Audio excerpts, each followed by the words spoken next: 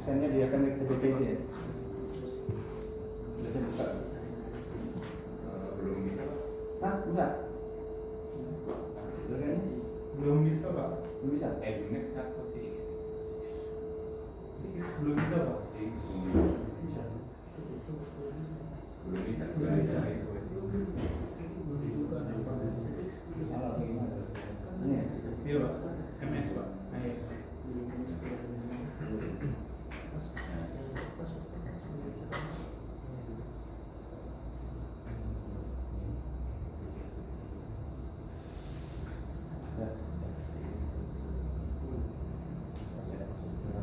Mulai ya, selamat siang dan bisa mengerti. Kemarin udah sebagian kita kemudian sistem ya. Jadi kita punya tiga core bisnis yaitu pembangkitan, generation, transmission dan distribution. Jadi A, B, J ini ya. Core bisnisnya power processing, pemrosesan tenaga listrik itu. Jadi bisa akan berputar di sana dan terutama sebenarnya kalau kita nanti adalah generation ya.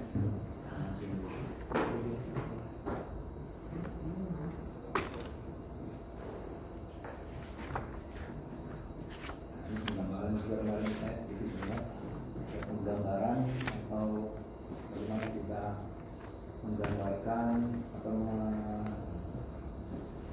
membuat ilustrasi dari sebuah sistem tenaga. Itu kita gunakan namanya single line diagram, macam gambarnya ya, standarnya juga macam-macam. IEC bikin sendiri, IEEE bikin sendiri, simbol-simbolnya pun macam-macam. Jadi kalau kita bikin gambar sebuah single line diagram sebuah power system, biasanya ada legendnya, ada apa, terangan ini gambar apa, ini gambar apa, karena dia macam-macam cara gambar. Ini trafo ya, tapi ada juga gambar trafo itu seperti L2 induktor gitu. Nah juga seperti itu, jadi tergantung dari mana yang dipakai. Ada power plant kira-kira ya, seperti di nuklir misalnya. Kemudian mereka menggunakan jaringan tegangan ekstra tinggi. Kemudian ada renewable energy di sini misalnya, ada solar panel, ada rural distribution network, ada solar panel, ada wind turbine gitu. Nah ini penggambaran yang tadi saya bilang, generation, transmission, and distribution ya. Jadi selalu kita bagi menjadi tiga ya, activity-nya. Dari situ, nah ini contoh sistem transmisi. Sistem transmisi ini seperti yang kita bahas kemarin, dia menggunakan tegangan tinggi atau ekstra tinggi. Tegangan tinggi itu kalau di Indonesia mulai dari 150 kV, ada yang bilang 70 kV, tapi itu biasanya menyebutnya sub transmisi. Nah, ini biasanya mulai 150 kV di Jawa, ada yang 275 kV di Sumatera, atau 500 kV di Jawa, 500 kV. Nah, itu tegangan tinggi dan ekstra tinggi. Jadi untuk transmisi menggunakan tegangan itu. Terus ada contohnya, ini ya, ada sub transmisi seperti ini. Ini di negara lain ada yang 34,5 kV dan 69 kV. Jadi itu tergantung definisi mereka. Ada yang menyebutnya sub transmisi, ada yang menyebutnya tegangan tinggi, dan extra high voltage. Nah bukan dulu, sekarang kita masih AC kan pakainya kan, seperti saya jelasin kemarin, AC. Tapi karena teknologi power electronics atau teknika daya ini sudah memungkinkan kita untuk menggunakan tegangan DC. DC ini ada keuntungannya, karena drop tegangan akibat L itu minimum, rendah gitu. Terus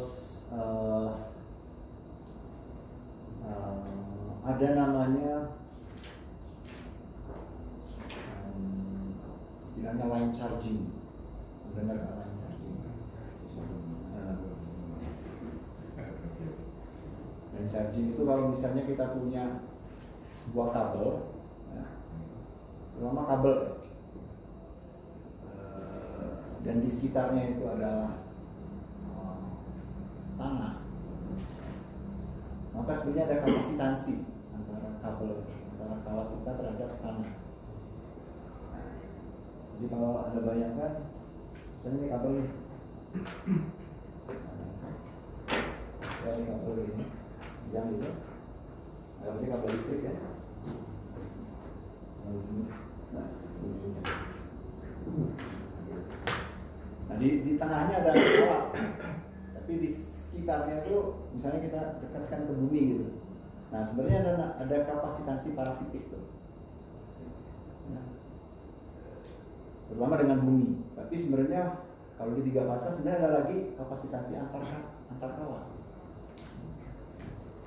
Jadi ada 2 kapasitas ya, ada kapasitas antar kawat, ada kapasitas kawat dengan tanah. Nggak ada kapasitasnya itu, fisiknya nggak ada, tapi itu parasitik. Dimodelkan dengan fenomena kapasitor. Benerannya nggak ada. Jadi kalau saya punya kawat seperti ini saya buka, nggak dihubungkan kemana-mana nih. Kemudian saya kasih tegangan di pangkalnya, itu ada arusnya. Ya. Ada arusnya. Namanya arus charging current. Dari mana? Yaitu yang mengalir lewat kapasitansi parasitik itu. Oke. Nah, di DC ini karena dia cuma satu, maka kapasitansi antar kawat nggak ada. Nah, kemudian kalau dia dekat dengan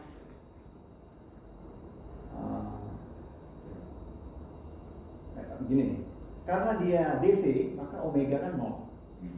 Akibatnya apa? Akibatnya sebenarnya nggak ada arus itu, karena seper omega C kan namanya reaktansinya itu. Jadi besar sekali, karena omeganya 0 besar sekali. Jadi praktis dia nggak punya line charging current ya.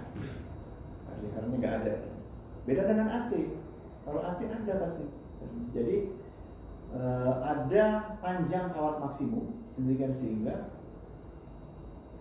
kawat itu didominasi oleh charging current. Nggak bisa ditambahin lagi currentnya. Untuk AC. Ini kan tadi saya bilang ya, ini belum dihubungkan apa-apa, sudah ada arus. Nah semakin panjang kawatnya, semakin besar arusnya. Nah saya misalnya punya kawat 100 ampere, panjangnya terus sampai charging current itu 100 ampere. Artinya saya nggak bisa nambah lagi dong, harusnya kan? Nah itu. Jadi sebagian kemampuan kawat itu diambil oleh charging current kalau di AC. Oke, baik. Bisa diterima? Saya ada model C-nya dia, enggak tanah ya. Ada C-nya. Nah, model kawatnya kan ini. Ada C ini tuh menyebabkan ada arus. Walaupun di ujung sana nggak dihubungkan lagi. Seperti close loop, padahal fisiknya kelihatan open loop, tapi ada arus. Nah di DC nggak ada. Nah, kemudian drop tegangan akibat ini juga rendah ya, karena L-nya nggak ada efek, yang ada efek hanya R-nya. Nah satu lagi, karena dia DC maka tidak ada efek kulit. Nah, kulit kemarin bisa jelasin. Kelas yang lain Pak. Kelas yang lain. Iya. Pusing kepala saya. Jadi kalau dia arusnya bukan DC, maka bagian tengahnya nggak ada arusnya. Jadi ini kawatnya, tengahnya itu nggak ada arusnya. Semakin besar frekuensinya semakin mengulik dia. Bagian tengah nggak ada arusnya. Namanya skin effect namanya. Jadi ini kalau penampang kawat, penampangnya ya, hanya bagian luarnya yang dialiri, semakin besar frekuensinya semakin mengulit. Jadi akibatnya penampangnya, luas penampangnya sekarang menjadi lebih kecil. Nah, padahal resistansi kalau di rumus anak SMP per A ya, makin kecil A-nya, makin besar resistansinya. Jadi pada sistem AC, resistansi itu terasa lebih besar. Gitu. Ya. Mengalirkan arus yang sama 100 ampere antara frekuensi 50 Hz dengan frekuensi 100 Hz, yang 100 Hz lebih panas kawatnya. Nah, sekarang 0 Hz, nggak ada, berarti kan semua penampangnya dipakai DC, berarti resistansinya lebih rendah. Nah, itu keuntungan DC. Dulu kenapa nggak pakai DC? Ya, belum bisa, belum tahu caranya. Karena butuh tegangan kan, makanya trafo butuh AC. Dulu belum tahu power electronics. Nah, sekarang power electronics masuk tahun mulai populer tahun 80-an, adanya 70-80-an. Transistor itu kan, transistor di electronics ya. Nah, jadi orang kayak DC. Kawatnya lebih panjang, bisa lebih panjang deh. Kemudian prosesnya lebih rendah. Nah, cuman problemnya adalah infrastrukturnya nggak banyak yang jual. Nah, ini ya, konverter ini. Nah, ini pemainnya sedikit nih di dunia. Yang bisa buat transistor power itu yang besar itu bisa dihitung dengan jari di dunia ini. Fujitsu, Mitsubishi kalau Jepang ya, Toshiba, kalau Eropa di Europek, Semicon, Siemens. Dan itu sebenarnya kadang-kadang Siemens itu belinya dari Toshiba. Rebrand biasa.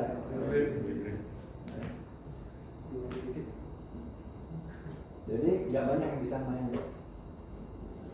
Waktu selesai pandemi 2021 ya, mulai orang itu kan pabrik-pabrik semikonduktor ini banyak yang melambat kan jualannya. Nah itu semikonduktor itu hilang dari pasaran, mahal gitu. Maaf, sekarang udah ada di mana-mana. Jadi DC ini mulai dipakai lagi ya. Beberapa contoh di New Zealand ada, di Australia ada yang DC namanya transmission system. Indonesia sebenarnya sudah ada hampir antara Jawa dan Bali koneksi ya. Jawa Bali, Jawa Sumatera maksudnya. Kalau Jawa Bali biasa pakai kalau Solo. Jawa Bali Madura. Kalau Jawa Sumatera itu tadinya pakai ini, nggak jadi, Fujitsu ya. Nah, tegangan paling tinggi itu sekarang di pegang oleh Cina. 800 minus 800 kafe. Mungkin sekarang sudah ada yang 1000 ya, ada yang 1000. Jadi per 1000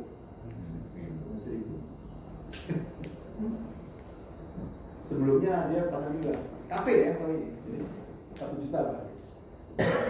Sebelumnya 800 plus 800 kafe minus 800 kafe, jadi 1600 kafe. Ya, jadi positif, ada negatif, ada yang positif. Yang ketiganya tanah. Terhadap tanah. Oke, nah itu. Kemudian ada, ini saya perkenalkan ya, apa namanya, apa saja di sistem tenaga itu. Ada substation atau gardu. Sebenarnya kan gardu induk. Gardu ada berbagai macam. Ada gardu distribusi, ada gardu hubung, macam ya. Gardu. Nah ini gardu nih. Jadi ada satu lapangan, biasanya orang nyebutnya sucian. Satu space itu dipasang, ditaruh trafo, kemudian ditaruh perlengkapan pendukungnya, misalnya measurement atau proteksi. Gitu. Ada gardu transmisi, ada gardu distribusi. Gardu transmisi itu yang biasa kita sebut gardu induk.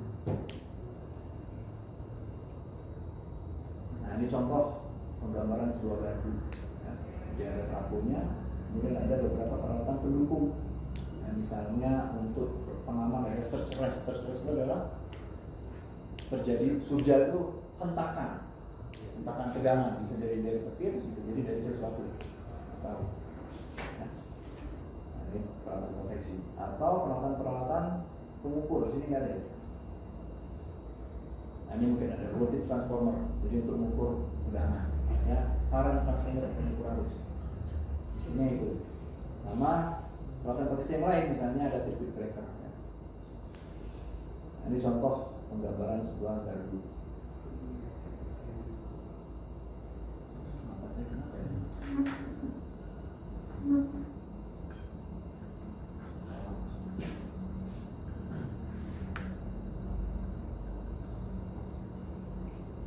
Nah, ini contohnya.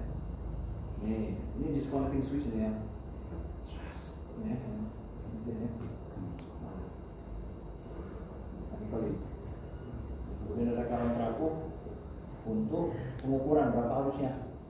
Arusnya gede kan, maka digunakan trafo arus untuk menurunkan. Kemudian ada CD, circuit breaker. Ini di dalam ini ya, ada gasnya juga. Nah, ini namanya bushing. Jadi kan kawat itu bertegangan, nggak boleh dekat dengan tanah. Terus pakai apa? Pakai kayu boleh. Isolator kan? Harus jauh dari tanah. Nah, makanya isolator, isolasi seperti ini. Nah, bushing.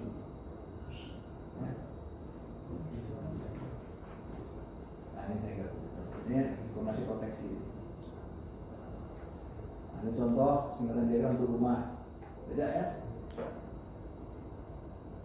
Untuk industri seperti ini, nggak pakai genset dari PLN, ada gambar seperti ini, ATS, automatic transfer switch. Atau aja ya, ini singkatan diagram. Ini power system semua nih, nah besar maupun yang kecil. MDP ya, main distribution. Panel itu bukan bahasa Inggris, bahasa Indonesia. Nah, distribution apa ya? Mungkin panel.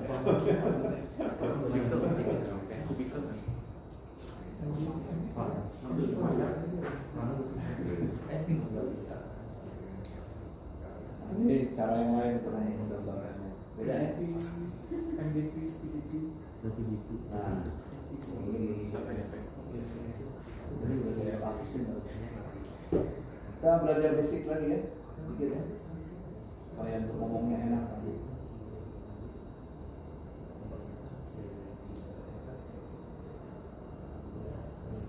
Oke, nah AC system ini relatif rumit, ternyata lebih rumit. Karena kita berhadapan dengan 3 parameter. Ada amplitude, ada frekuensi, ada fasa. Ya. Jadi kalau kita punya rangkaian listrik, kemudian kita eksitasi ya dengan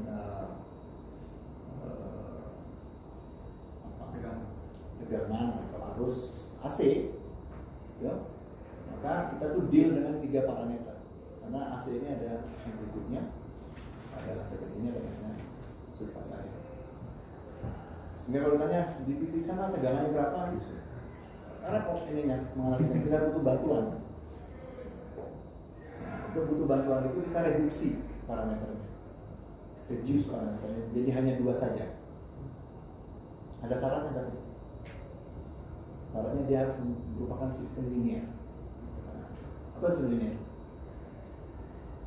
Kan belajar berdiri satu, linear system. Apalagi mesin itu. Belajar mechanical. Ya kan? Linear system. Lambangnya H. HS. S apa? Atau H J omega. Belajar ya? Ayo ini. Masa ini. Fourier itu orang mesin. Oh, bukan orang elektro. Joseph Baptiste Fourier. Orang Prancis bangga banget itu. Sama Laplace ini dulunya orang Perancis tuh. Sebenarnya transport.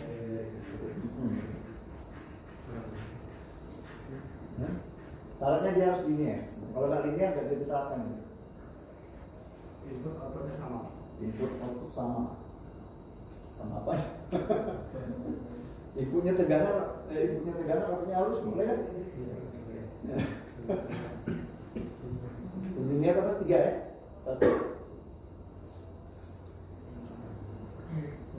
Dia memenuhi hukum apa? Homogenitas ya. Scaling.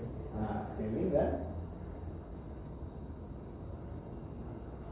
superposisi. Sebenarnya bisa disingkat dengan superposisi aja. Sudah mencakup semua. Kemudian ini adalah sistem yang memenuhi teorema superposisi. Apa teorema superposisi? Posisi. Masukin X1 keluar Y1, masukin X2 keluar Y2, masukin X1 tambah X2 harus keluar Y1 tambah Y2. Nah, itu sistem linear.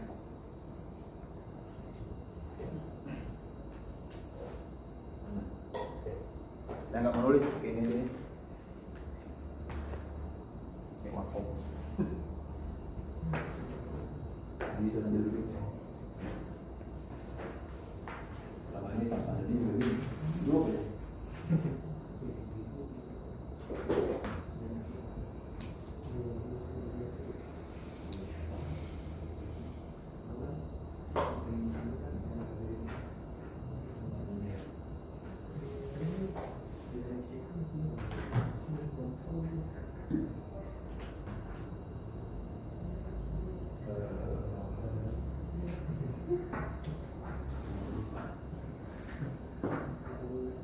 Y.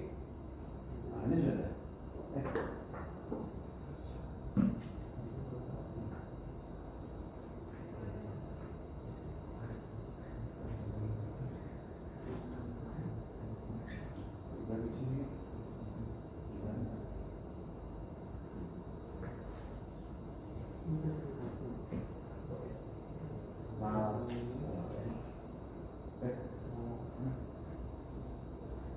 Adalah N.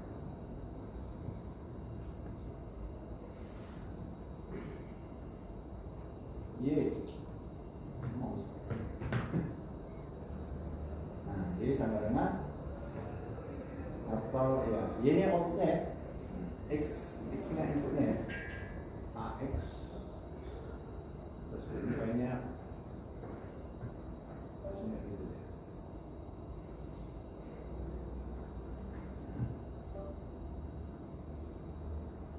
Coba masukin X1, Y1 sama dengan AX1.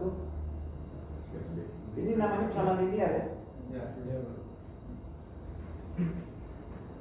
Kalau masukin Y2, AX2, saya masukin X1, X2. A,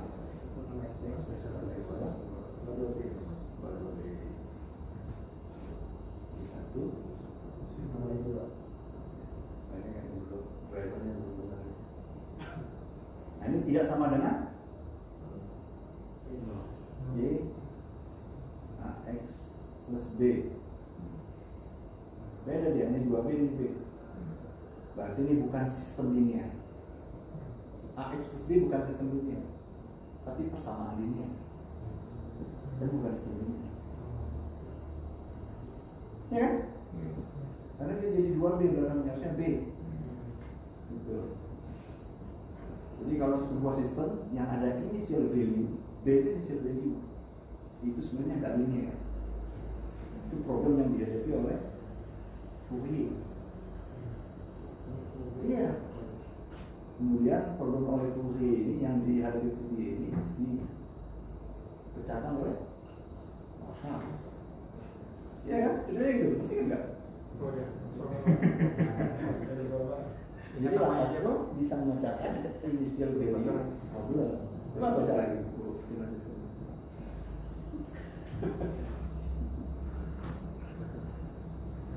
Nah, jadi harus linear, harus memenuhi teorema superposisi ini. Yang memenuhi apa? AX saja. AX memenuhi itu. Y sama dengan AX, Y1 AX1, Y2 AX2, Y1 adalah A, X1 tambah X2 kan? Nah, ini sebuah sistem yang memenuhi superposisi itu linear.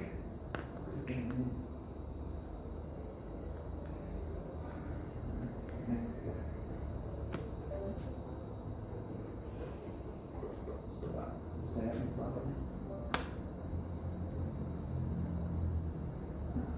Udah. Nah ini kan bagus nih saya nulisnya.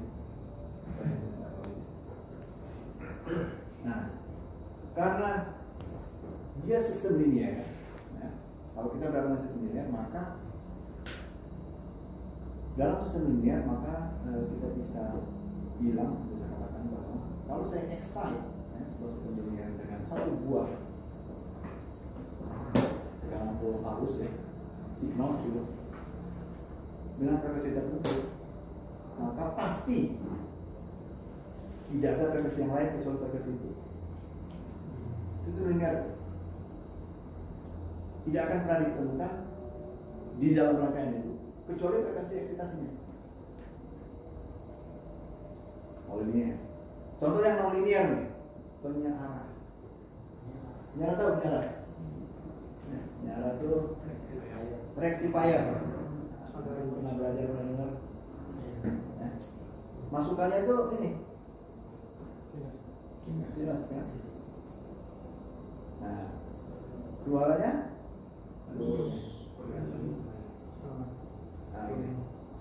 nah gitu. Tanya gitu, penyiaran kan? Penyiaran jembatan penuh ya, kalau zaman dulu. Mungkin SMP atau satu mungkin belajar kan? Nggak pernah sampai. Yang elektro mungkin belajar. Penyiaran kan biasanya beban kita butuh penyiaran dari AC jadi DC gitu. Nah, kapasitor gitu ya, supaya rata kan. Ini berapa frekuensinya? Ini agak 60 Hz. Nah ini frekuensinya berapa? 100. Fundamentalnya 100. Terjadi perubahan frekuensi. Sistem ini yang menyebabkan adanya memunculkan sinyal dengan frekuensi yang berbeda dari eksitasinya bukan sendiri. Saya ingat dulu waktu belajar sistem linear ya, T1 ujiannya bisa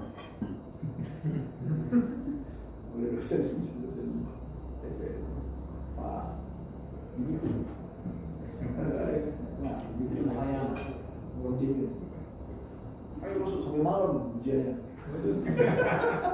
Antri. Berikan sekali. Kita udah belajar, malam-malam masuk, tiga orang masuk. Langsung dua sistem gitu kan. Inputnya sinusoid, keluarnya penyiaran tergeser 15 derajat. Keluarannya disarankan. Kita cari transfer functionnya. Wah, gila. Tungguin berarti ya. Udah. Tungguin lagi ya. Udah. Mana? Salah semua. Bukan sistem ini ya, bisa dikerjain gitu. Ada transfer functionnya gitu.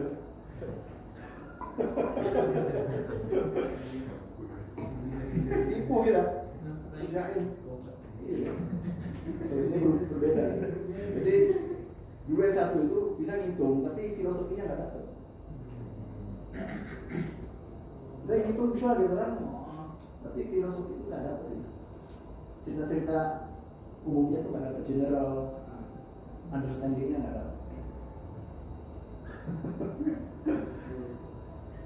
Jadi, nah karena frekuensi bisa disisihkan, maka kita boleh menganalisa hanya dengan dua parameter, yaitu amplitude dan suhu fase.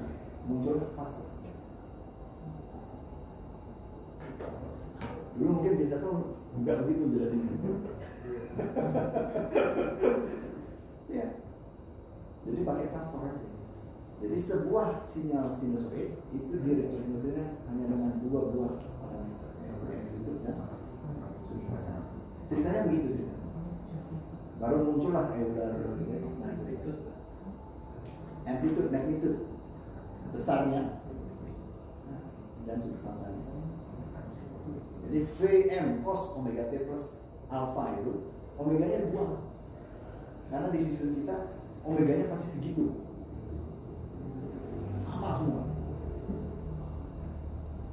Oke, sehingga saya hanya merepresentasikan Vm cos omega T plus alpha itu dengan Vm dan alpha, seperti itu polar. Oke. Bisa juga dengan graphics, pakai real dan imaginer. Saya gambarkan seperti itu. Atau bisa dengan rectangular, menggunakan representasi bilangan kompleks. Atau dengan menggunakan Euler, Vm EJ alpha pangkat E pangkat J alpha, ambil dari dalamnya aja sama dengan cos, karena Vm E pangkat J alpha itu sama dengan cos Vm cos omega T plus ya, cos alpha plus J sin alpha, ambil realnya aja ya, cos. Ya, jadi buang frekuensinya. Gampang kan? Pak. Kita cari yang gampang-gampang aja. Simpel-simpel aja. Nah, cuman masalahnya di kuliah ini kita nggak pakai nilai maksimum. Kalau di kuliah S1 mungkin pakai nilai maksimum. Karena nilai maksimum nggak berarti bagi kita. Meaningless ya. Nanti ya saya tunjuk. Kita pakai nilai efektif. 220 volt itu bukan nilai maksimum, itu nilai efektif.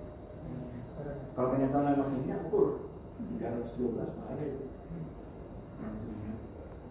Pada 312 cos 314 T plus 30 derajat misalnya. 314 T itu 50 Hz ya, 2 VF kan. 312 itu nilai maksimum masih bisa tulis. Tapi nanti di kuliah kita pakainya nilai efektif. Orang PLN kalau ngomong tegangannya berapa? 20 kV, itu nilai efektif fasa-fasa. Ya sih ya?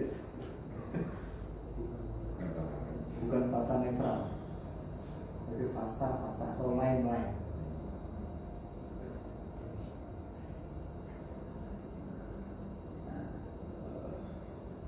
Nah, ini sebenarnya penjelasan apa namanya? Harus diulang, ya apa ya. Jadi dia intinya gini, dia punya 4 wajah. Cos Vm, cos omega T plus alpha itu punya 4 wajah, sama aja itu, orangnya sama, cuma dilihat dari depan, dari belakang, dari samping kiri dan samping kanan, orangnya sama. Nah, Vm cos omega T plus alpha itu sama dengan Vm alpha derajat atau grafik itu atau rectangular sama. Jadi saya berapa tegangannya? 2 plus 3J volt. Itu kalau di sistem AC gitu bisa. Berapa arusnya?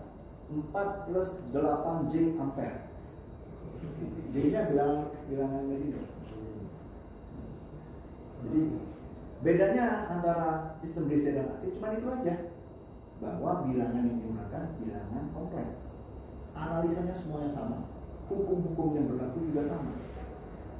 Kirchhoff, kalau Kirchhoff, kalau Anda Google coba tulis Kirchhoff, terus sound Kirchhoff. Kita Kirchhoff aja, apalagi yang orang Bandung Kirchhoff. Apa Kirchhoff mungkin ya, tapi kalau di Google itu coba Kirchhoff.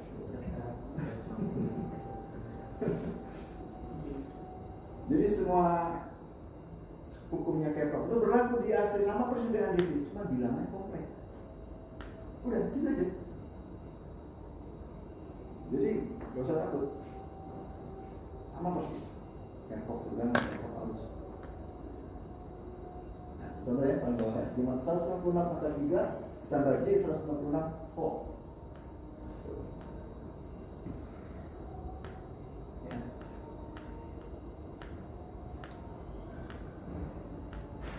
Sekarang namanya basic-basic dulu ya Mas ya. Jadi perjanjian kelas. Saya bilang pakai tegangan efektif. Makanya kalau misalnya dia sinusoidal, jadi gini. Nah, ini dari situ ya.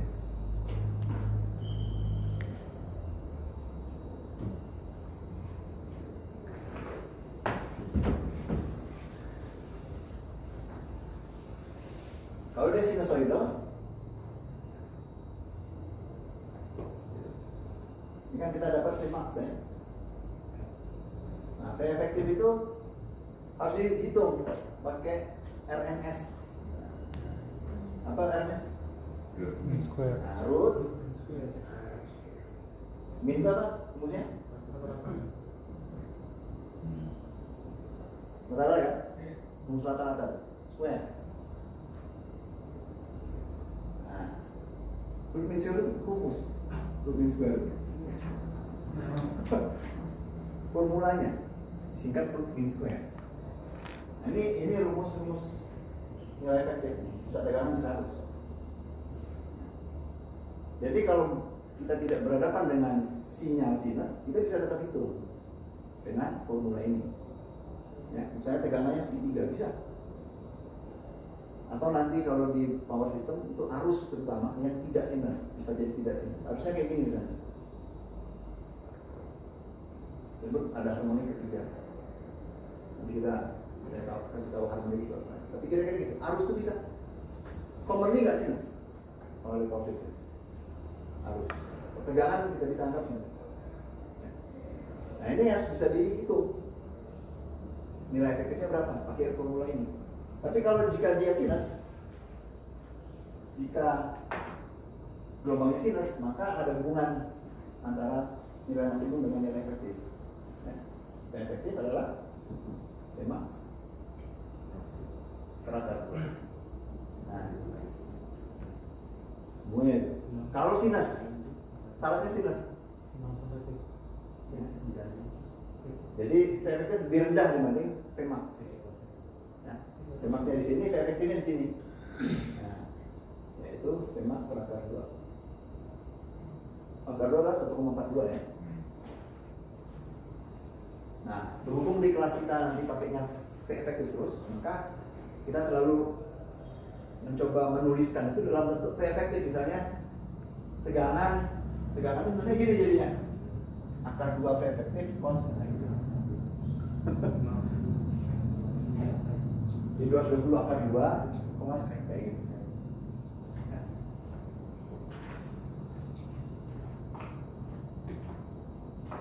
Jadi panjang ini efektif ya, efektif. Nah, bukan Vmax. Nah itu perjanjian aja, perjanjian di awal.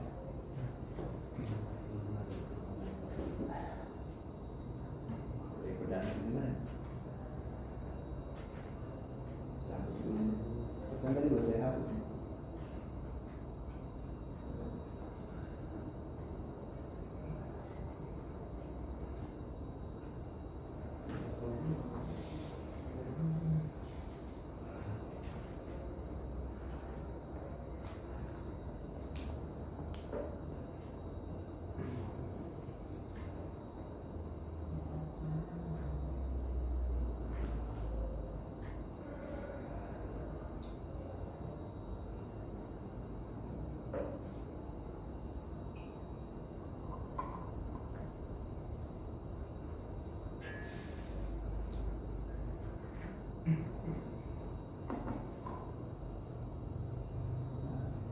Pedansi itu definisinya adalah rasio antara tegangan dengan arus. Nah, kalau kita punya sumber tegangan, belum tentu ada arusnya. Ya, misalnya Anda beli baterai, nggak ada hubungin apa-apa, ya nggak ada arusnya, tegangannya ada. Jadi bentuk ada arusnya. Dia ada arusnya kalau ada loopnya, itu arus. Baterainya dihubungkan dengan sesuatu, lampu misalnya. Ada arus. Nah, rasio antara tegangan sama arus terjadi disebut dengan impedansi. Pada kasus DC, impedansinya cuma memiliki komponen resistansi. Nah, pada kasus AC ada komponen lain.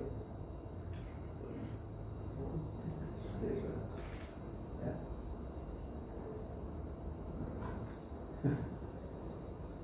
Nah, itu kasus DC, V per L. Resistansi adalah rasio antara tegangan dan arusnya. Ya. Nah, kalau pada L itu tor ya, kawat yang di tor ya. Nah ini ingat rumus, mungkin di SMA atau TPB belajar ya, bahwa arus tekanan pada L itu sama dengan L dI dt gitu. Nah, tuh. Ya kan? Pada L, kalau ada arusnya, ingat ininya ya, apa namanya,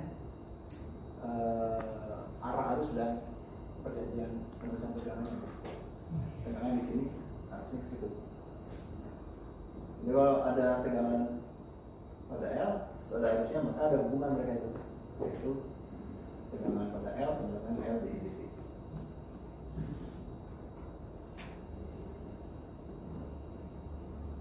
Nah, kalau misalnya diketahui misalnya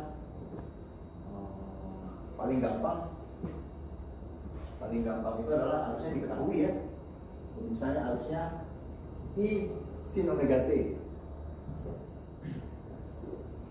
I sin omega T misalnya arusnya, maka tegangannya adalah nanti L turunan I, jadi cos omega T ya, omega cos omega T gitu.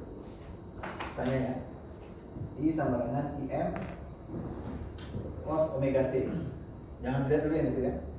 Maka VL-nya L turunan ini omega IM turunan cos min sin. Nah, gampang kan? Jadi kira-kira seperti itu. Nah, ini kalau digambar, nah ini cos. Nah ini min sin. Harusnya sin, gitu kan? Nah ini min sin dari awal ya. Yang berikutnya menyesuaikan ya, L omega kali I ya.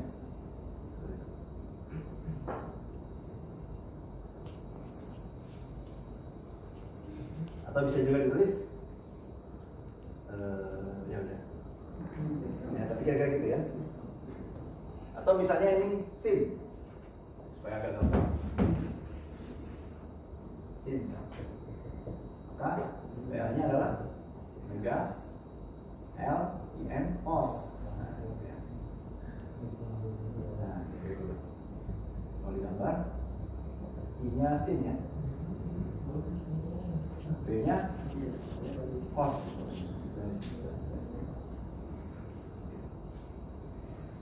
Sin dengan cos ini sebenarnya sama aja, cuman berbeda fasa. Siapa yang duluan? Cos duluan atau sin duluan?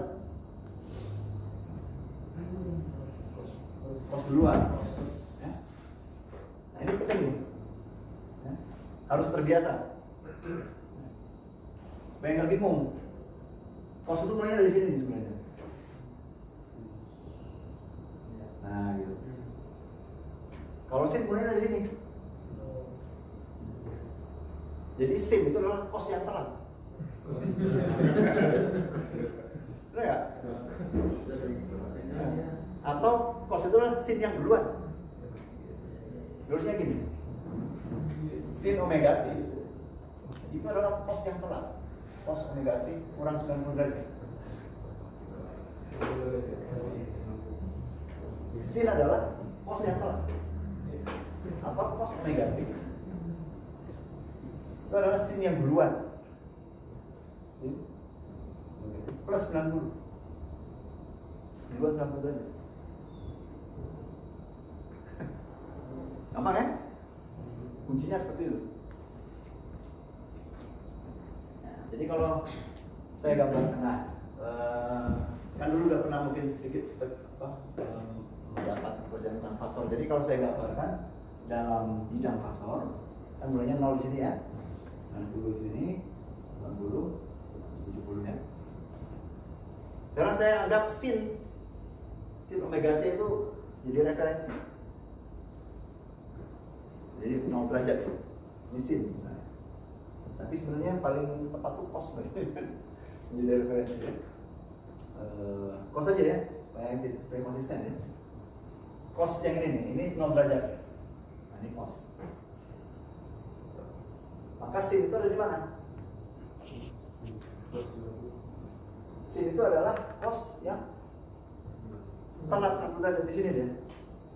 Nah, ini cos. Ini sin. Ini 90 ya. Dia cosnya sana. Telat 90